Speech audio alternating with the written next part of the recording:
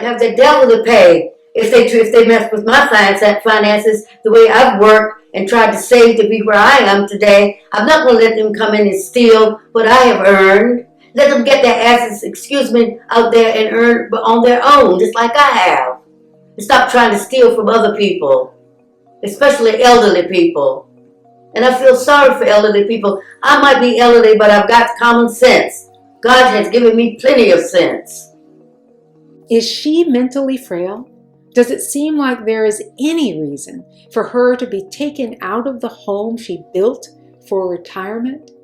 The probate court that adjudicated turning living human beings into property under the slave trade has created a new form of slavery through the guardianship system. This is a direct appeal to Tyler Perry and Madea fans. What if Madea was abducted and forced into isolation while her money was stolen? What if her family was attacked for trying to defend her? As someone who cares about her, how would you feel? What would you do? How would you save her? How would Madea act if they did this to her? What would it do to her spirit if she was in forced isolation for almost 4 years? I know Madea is a fictional character, but this situation is happening in real time to our aunts, mothers, fathers, grandmothers, families. With $273 billion under guardianship and 10,000 baby boomers reaching retirement age every day, the guardianship industry is on the rise. And we need your help to bring this issue to national dialogue. My aunt has been entrapped under guardianship for 8 years and in forced isolation for almost 4. On August 30th, 2016, Aunt Lillie left home with her niece to go to a doctor's appointment. Her niece was called in the other room to supposedly fill out papers. When the niece returned, Aunt Lillie was gone. 2 court agents took her and refused to disclose, even to my mother's attorney, her location. Aunt Lillie never returned home. This is my aunt in July 2016, 1 month before she was abducted. I want to be able to choose what I want, because I have that privilege. And I say, God gave that privilege to me. You didn't give it to me. And you can't take it from me. And it makes me angry when they think they can go walk into someone's life and just take over everything that person has worked and earned and needs to live on now and not have to go on the government or anything. And they ought to be happy that the person is able to take care of himself even at that particular age and make provisions for it rather than to penalize them for it. And if they find out you got a little bit of money, they're going to try to steal it from you and say you're incapacitated, which I'm not incapacitated at all. Then I'm going to end up having to take them to court and spend more money with lawyers to put them in their places, which I should not have to do. Someone needs to speak on about our behalf. You know, the elderly people who have worked very hard to be where they are today, and that they should not be treated the way they're being treated. People come in and steal everything they got from them. So like me, they have the doors open and ready. Come on in and take everything they got. They don't need it anyway. They're too old. God gave me sense to appoint people that I know that I can trust. I don't trust them. They look it up for themselves. They're going to have people who's going to want to give them my money. And I'm going to be the one that is taken advantage of. And I'm not going to let them get away with it. They know how to take care of it. Why do I have it? They can lie about me. They don't even know me. If they were about their own business, then they wouldn't have time to be meddling in mine. And here you are, about to be 88 years young. This whole case happening, it's taken a lot of your time. Oh, it's taking too much of my time, and it shouldn't take any of my time. That's right.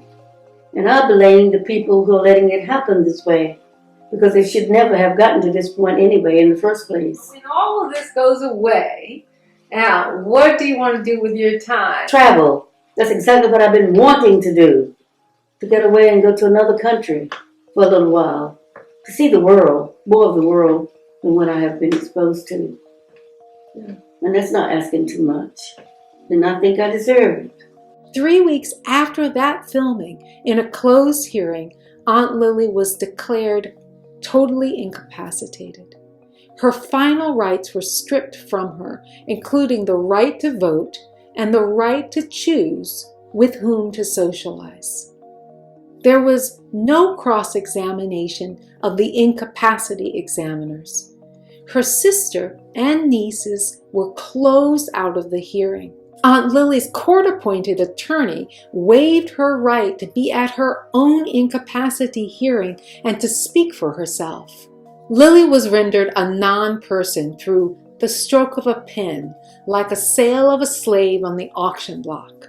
We recently found out that just about a week after that fated hearing, Aunt Lillie escaped from the care facility during Hurricane Matthew. That was not the act of a fully incapacitated woman. She made it home to Palm Coast, but my mother and sister had already evacuated upstate to Tallahassee. It's devastating to think about it. Like capturing an escaped slave, the guardian took Aunt Lillie again, moved her to another county, an hour away, and told her neighbors that she had died. The family still didn't know her location. This group of predators actively hid Aunt Lillie from us for over 2 years until we found her through private investigators, one of the same investigators who helped break the Julian Epstein case. Before the other side knew we had located Aunt Lillie, we got in to see her in November 2018. I love you too. I love you. Oh, okay. And my brother Robert. Yes, yes. Aunt Annie. And that's, you know, Annie. And look at this beautiful Yeah. woman right there. That's Yeah. a gorgeous you. Yeah. And that's me. Look how beautiful. But look, here, this is my wedding day. You were my matron of honor. Yeah. And here you are helping me get dressed. And all of your nieces and nephews and grandnieces and nephews and Some of them, great-grandnieces. yeah. Some of them you haven't met yet, but this is your family. You're the matriarch of this family. And everyone misses you. Everyone loves you. All of these kids, you're at the top. You want to know what's going on with your money. Yes, I'd like to know what's going on, period. Because I need to know. And the thing about it is this, nobody has asked me if they could borrow it, if they could use it, or what. It's just amazing. I never thought anything like this could have happened. I'm going to give them hell. Well, say that again. You want to what? You want to know what they're doing? Yeah, so I can give them HELL. You're not going anywhere. They're not going anywhere. They No. certainly are. No, we are. They got to be crazy. We are together forever. We have a family that's going to stick with you through thick and thin. Yeah. Remember that. Yeah. That you have support, whatever comes in your mind. We have your back. Yeah. Have my back. You got your back. We found you. Don't let them move you because it took us just this long to find you. Sure they But did. but they may do that now that they know that she knows. They may try to move. Don't Yeah. don't let We'll them work move just you. as hard. You have the right to live the way you want My life. without them With saying my- you with my can't money. travel. With my Your money. There You you earned it. There Uh-huh. you see, Lily's Yeah. saying it like it I is. mean- We're hiding you from us, and we couldn't find you. Mhm. Sharon got in touch with everybody, you know, to try to get help to find you. Right. You know? Well, thank you so much. Yeah. I've been Well, dreaming what you- every night of us going somewhere. So I said, well, where is it going to be? New York? And It you is. can figure it out together without a court telling you. Yeah, Without people telling us Because what it- to do. that's right. And I like that. then charging you a a few fortune. $1,000s every. Fortune. Well, they're going to stop. Oh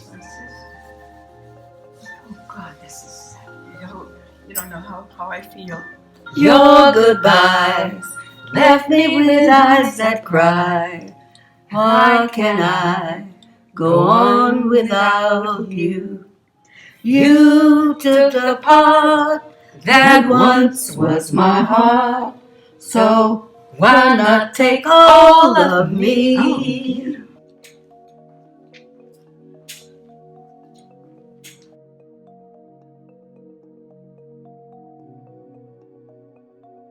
Well, I'm ready to go.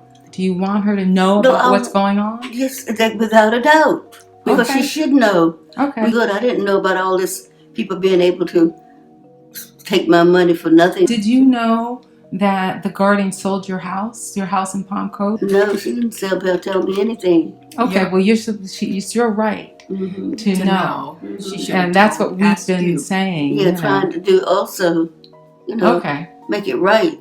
Yes. They're saying you don't want to see your sister, Janie. Do you want to see her?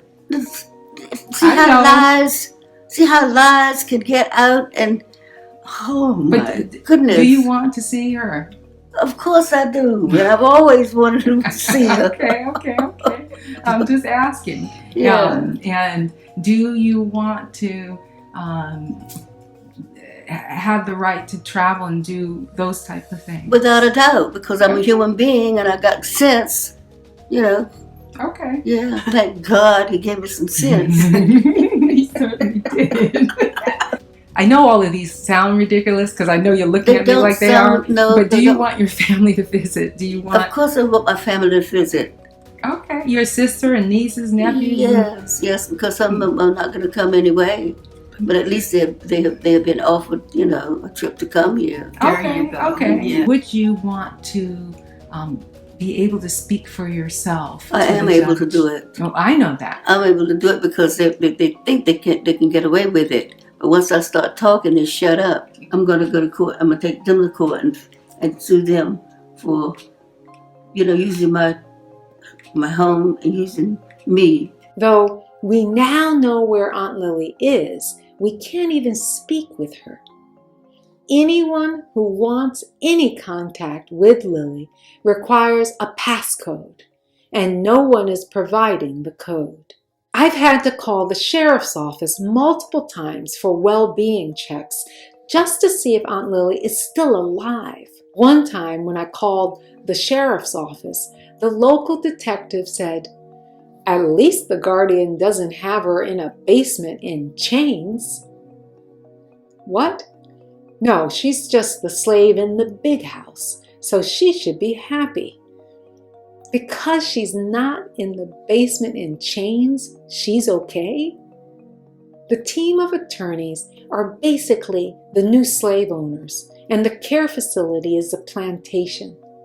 I don't care if she's in decent accommodations. This is not the life she intended. Her life has been hijacked. Right now, Lillie has fewer rights than a convicted felon. Prisoners get phone calls and visits, have the right to due process, are protected by the 8th Amendment's prohibition against cruel and unusual punishment, and have the right to counsel. Since my aunt's own court-appointed attorney is one of the predators, she has no representation. She is being unlawfully caged through fraudulent representations for the purpose of financial exploitation. That is elder abuse. That is a felony. That is unconstitutional. That is human trafficking. By our estimates, this predatory team has spent at least $2 million of Aunt Lillie's hard-earned retirement funds on their own fees and the place where she is being held. They sold her home. Who is going to audit Aunt Lillie's accounts? Why is the 7th Judicial Circuit Court in Florida simply silent on this case? When the whole ordeal started in 2012, Lillie was 83. She is now 91. Since her 2016 abduction, she has been in lockdown for 1,259 days. Her only living sibling, her sister, my mother, is 84. They are missing this precious time together. Aunt Lillie just spent her 4th Thanksgiving and Christmas with strangers, even though she has a niece who lives just miles away. Aunt Lillie doesn't know that she lost a nephew and that twin great-grandnieces are soon to be born. She is missing out on the moments that make up life. How can anyone replace that time? They can't. It's irreparable damage. My great uncle, Dr. James Atkins, was an advisor to President Roosevelt. As part of the Black Cabinet, he advised on education. In 1964, he wrote the book In the Age of Jim Crow. It seems like we're experiencing a version of Jim Crow 2.0. Just as Jim Crow laws put blacks into indentured servitude, took away voting rights, controlled where they lived, the guardianship laws are doing the same thing to seniors and dependent adults. And if you happen to be a minority on top of that, there is an additional layer of entitlement in stealing your money, like you shouldn't have it anyway. Just as the Jim Crow laws created a legal system that was stacked against blacks, making it difficult to win court cases, it's the same thing with guardianship laws and the families that are trying to protect their loved ones. The deck is stacked against them, and families are being priced out of justice through expensive court cases, appeals, and unwarranted sanctions. Even though we are being bullied through color of law, we won't be silent, but we need your help. Tyler Perry and Madea fans, families across the country need your help. We need a creative approach to advocacy to bring this issue to national dialogue. Criminals like to hide in the dark, and we need to shine a bright light on this injustice. We need Madea herself to weigh in on the separation and isolation of seniors and dependent adults for money. Since Aunt Lillie was so vocal before they took her, she's been called the Rosa Parks of guardianships. She has a little Madea in her too. A win for Aunt Lillie will be a win for many families across the country. Will you help us? Let's talk. Help us get Aunt Lillie out alive and safe. Help us abolish this new form of slavery through guardianship. Help us create a society where we can all age with dignity. Thank you. If you want to learn more about involuntary guardianships, watch The Deception of Protection and Silent Torture. If you want to learn more about elder dignity and Lillie's story, go to elderdignity.org.